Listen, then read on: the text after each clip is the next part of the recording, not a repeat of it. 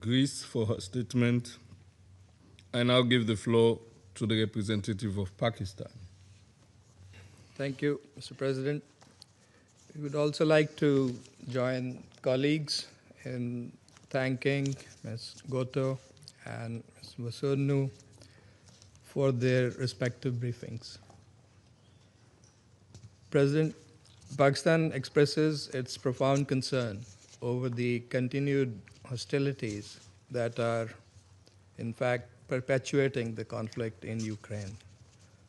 Well into its fourth year, the conflict has had deep impact on regional and international security landscape. The relentless fighting has also resulted in immense human suffering.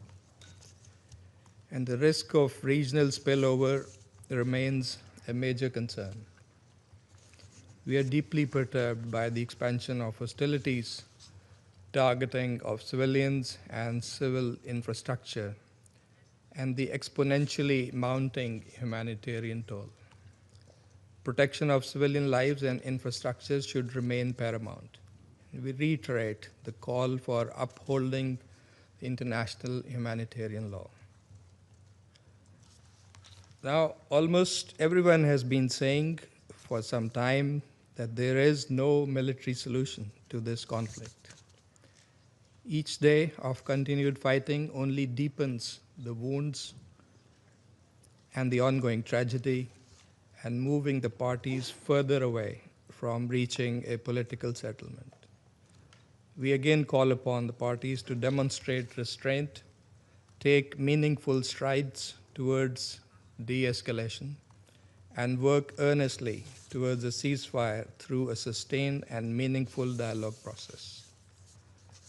President, we deeply regret that the diplomatic momentum generated at the start of the year by adoption of Security Council Resolution 2774, which perhaps could have been more effective if it were endorsed unanimously, and followed by multiple rounds of dialogue between the two sides, as well as continuing efforts led by President Trump to bring an end to this conflict, are yet to bear fruit.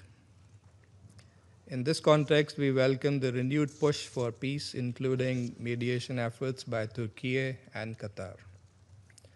A solution that is acceptable to all parties can, in fact, silence the guns and ensure lasting peace. Mindful of the complex historical context and the intricate nature of this conflict, we believe that path forward should be guided by wisdom and dialogue rather than continued hostilities and an environment of confrontation. We therefore urge all parties to demonstrate political will, engage in a meaningful, structured, and result-oriented dialogue that addresses the security concerns of all sides, and most importantly, is anchored in the principles of the UN Charter and international law, and respects the relevant multilateral agreements. A ceasefire is the first logical and necessary step in this process.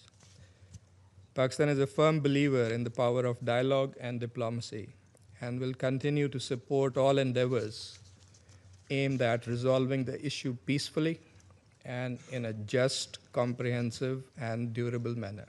I thank you. I thank the representative of Pakistan for his statement. I now give the floor to the representative of